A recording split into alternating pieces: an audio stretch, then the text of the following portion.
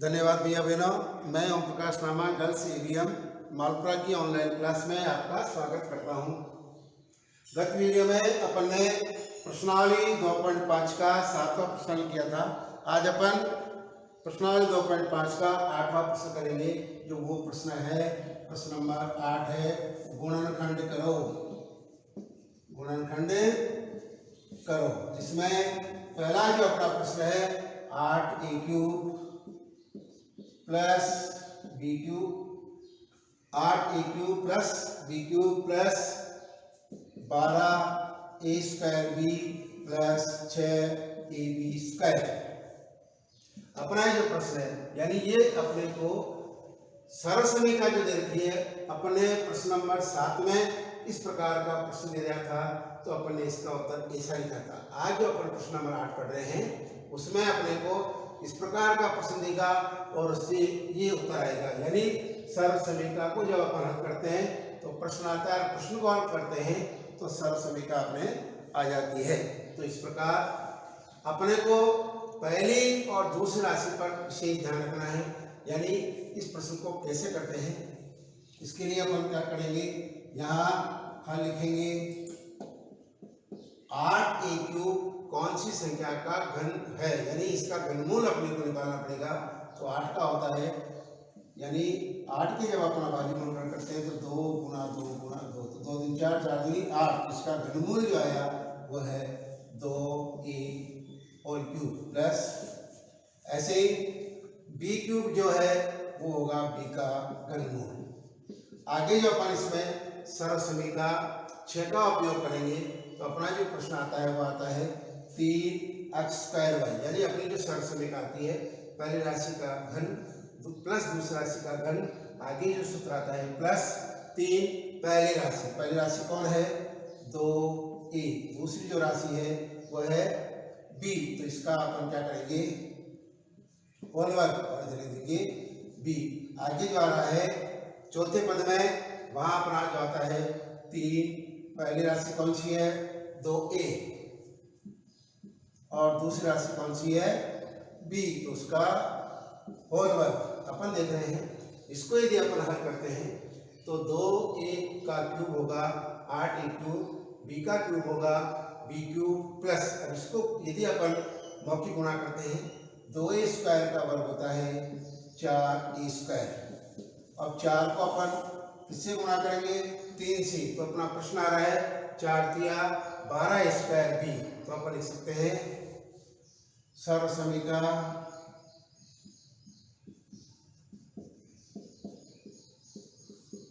6 के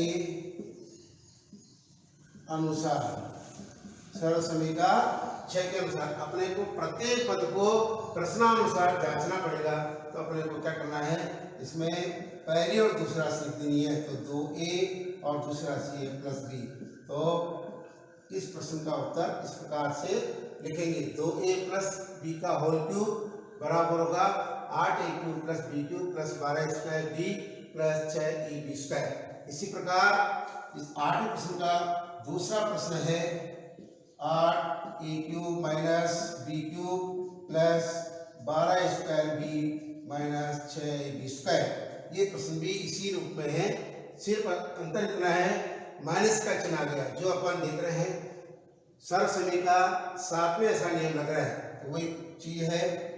यहाँ अपन हल लिखेंगे 8a³ किसका घन हुआ, यानी इसका घनमूल क्या है 2a का होल क्यूब माइनस b का होल क्यूब प्लस, यहाँ पर लिखते हैं 3 पहली राशि का वर्ग, तो पहली राशि कौन सी है 2a का वर्ग।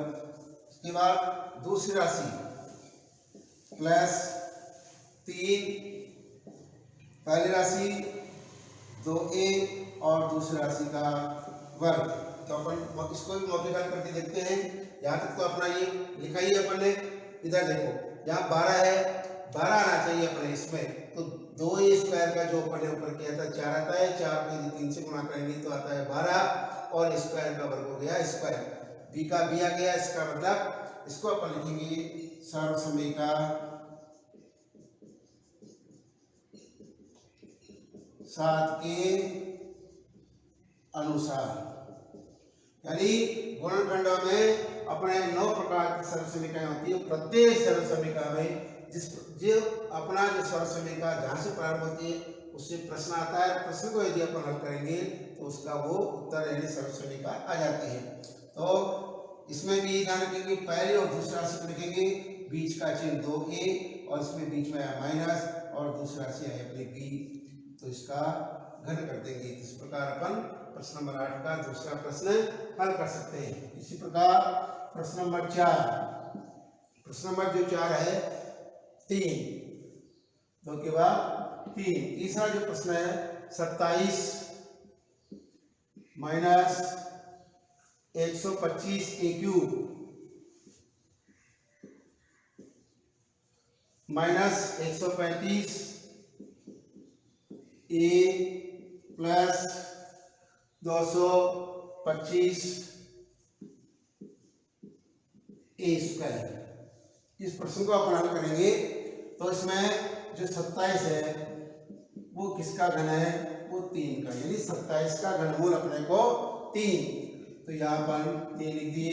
125 जो आता है वो 5 का घनमूल है, तो यानी घन है 125 5 का, तो घनमूल कौन हुआ 5, तो यहाँ 5 a क्यूब माइनस यहाँ पर लिखेंगे 3, पहली राशि कौन सी है तो इसका वर्ग, दूसरी कौन सी है 5a, इसके बाद प्लस फिर यहाँ लिखेंगे 3, पहली राशि कौन है 3, दूसरी राशि 5a का होल वर्ग।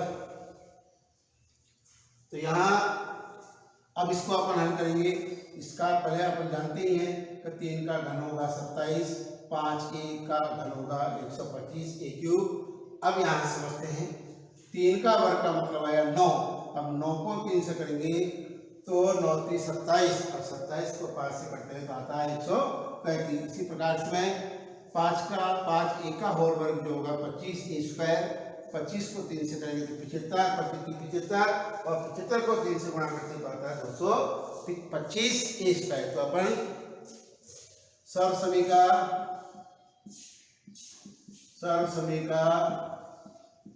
7 के अनुसार, सरल समीकरण 7 के अनुसार इसमें भी अपने को ये ध्यान रखना पड़ता है, पहली जो राशि है, पहली संख्या वो है 3 और दूसरी है 5a, तो इसका होल क्यूब। इस प्रकार अपन तीसरा प्रश्न हल कर सकते हैं। प्रश्न नंबर 8 का चौथा जो प्रश्न है वो है 64 a cube minus 27 b cube minus 144 a square b plus 108 A B square. अब इसको भी अपन हल करेंगे तो 64 जो होता है अपने को इन प्रश्नों के घनमूल निकालने के लिए यदि अपने को नहीं आता है तो अपने इनके अभाज्य मूलखंड कर सकते हैं। तो वो आता है क्योंकि 3 का घन होता है 27, 2 का घन 8, तो ऐसे ही 4 का जो घन होगा वो होगा 64, यानी 64 का घनमूल आता है 4, क्योंकि 4 गुणा 4 तो आ गया 64। तो पहली संख्या दूसरी संख्या का अपने को घनमूल निकालना पड़ता है, तो यहाँ हम लिख सकते हैं, चलो पहले हल कर लेते हैं। 64 किसका आया 4 का, और a क्यूब जो है यहाँ लिख दिया माइनस 27 का घनमूल निकालेंगे तो आता है 3 और b क्यूब, तो 4 a cube minus 3 b cube. आगे अपन सरल समीकरण के अनुसार सरल समीकरण लगाते हैं, सूत्र लगाते हैं, तो यहाँ लिखते हैं 3, पहली राशि कौन सी है 4a, इसका होल वर्ग। आगे दूसरी राशि आती है 3b, फिर प्लस का चिन्ह, 3, पहली राशि कौन सी है 4a और दूसरी राशि है 3b का होल वर्ग। अब इसको अपन इसके अनुरूप जमाते हैं, 4a का घन हो गया 64 a क्यूब, 3b का घन जो हुआ वो 27 b क्यूब। यहाँ 4 को 4a से गुणा करेंगे, यानी 4a गुणा 4a बराबर हो गया 16 a स्क्वायर। 16 को यदि अपन 3 से गुणा करते हैं तो 16 किया 48 और 48 को यदि 3 से गुणा करते हैं तो आता है 144 ए स्क्वायर बी। ये अपना मिल गया। इधर देखते हैं तो यहाँ है 3 4 ए और गुणा 3 बी का होल वर्ग। तो पहले 3 बी का होल वर्ग करेंगे तो आता है 9 और 9 को 4 से करते हैं तो 9 चौक 36 ए बी स्क्वायर। 36 को यदि 3 से करते हैं तो आता है 108 ए बी स्क्वायर। इस प्रकार अपन प्रश्न नंबर 8 कर सकते हैं। इसमें एक प्रश्न और है 5वां जो आप इनके अनुसार हल कर सकते हैं। आगे अपना जो प्रश्न आ रहा है वो 9वां प्रश्न है, सत्यापित कीजिए। तो यहाँ लिख सकते हो आप सर्वसम्मता 7 के अनुसार 4a माइनस 3b का होल क्यूब। ये अपन ने 4 प्रश्न हल कर लिए, समझ लिए। अपन 5वां प्रश्न होमवर्क में इसको कर सकते हैं। अब अपना जो प्रश्न आ रहा है 9वां जो प्रश्न है वह है सत्यापित कीजिए। प्रश्न नंबर 9 है सत्यापित कीजिए। पहला जो है x cube plus y cube बराबर एक्स प्लस वाई और आगे है x square minus x y plus y square. देखो सत्यापित करने के लिए अपने को देखना पड़ेगा, इसमें 2 पक्ष आते हैं। राइट हैंड साइड जिसको बोलते हैं दायां पक्ष, लेफ्ट हैंड साइड जिसको बोलते हैं बायां पक्ष। तो अपने दाएं ओर की हाथ की ओर जो भाग होता है उसको राइट हैंड साइड कहते हैं। तो ये जो भाग है वो है RHS और बराबर के बाईं ओर का यानी अपने बाईं ओर का भाग होता है वो होता है LHS। इसको लेफ्ट हैंड साइड और राइट हैंड साइड कहते हैं। सत्यापित कीजिए के प्रश्नों में अपने किसी भी एक पक्ष को हल करते हैं तो उत्तर में जो आता है वो दूसरा पक्ष अपने आप आ जाता है। तो अपन कह देते हैं कि भाई वो सत्य है या असत्य। तो अपन क्या करेंगे, ऐसे प्रश्नों को करने के लिए अपन इसको हल करेंगे तो ये प्रश्न आएगा, इसको हल करेंगे तो ये उत्तर आएंगे। इसलिए अपन लिखते हैं RHS से यानी दायां पक्ष से। दायां पक्ष कौन सा अपना x प्लस वाई और इधर आ गया x square minus y plus y square. ये एक प्रकार का गुणनखंड है। अपन जानते हैं 2 कोष्ठक हैं, इनके बीच में जब कोई चिन्ह नहीं होता है तो अपने आप में ही इसको गुणा मानते हैं। तो यहाँ इसमें 2 राशियां पहले कोष्ठक में, तो अपन एक राशि को या एक संख्या को एक चर को निकाल लेंगे और शेष अगले वाले कोष्ठक की पूरी संख्या ऐसे कैसे लिख देंगे। इसके बाद यहाँ रख वाई तो प्लस वाई लिख दिया, x square minus x y plus y square. अब अपन भाज्य की संख्या से गुणा करते हुए लिखेंगे।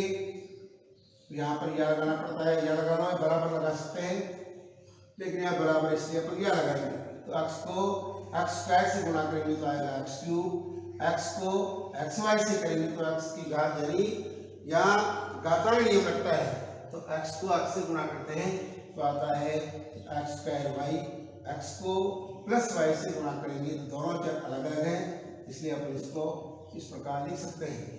आगे प्लस वाई को एक्स स्क्वायर से गुणा करेंगे तो आरोही अवरोही का भी नियम लगाना पड़ता है अपने को, इसलिए अपन इसको आरोही क्रम में लिखते हैं। तो पहले एक्स आता है तो एक्स स्क्वायर प्लस वाई यानी प्लस एक्स स्क्वायर वाई और वाई को यदि अपन एक्स वाई स्क्वायर से गुणा करेंगे तो आएगा एक्स वाई स्क्वायर और प्लस को इस प्लस से गुणा करेंगे तो आता है प्लस और वाई की घात 2, यहाँ वाई की घात 1 है इसलिए आ जाएगा वाई की घात 3। अब अपन देखते हैं यदि सजा की राशियां हैं और उनका चिन्ह अलग है तो वो कट सकती है। जैसे यहाँ पर अपन देख रहे हैं प्लस एक्स वाई स्क्वायर है और इधर है माइनस एक्स वाई स्क्वायर। इसको अपन एक योग लिख सकते थे एक्स की घात 3 माइनस एक्स स्क्वायर वाई।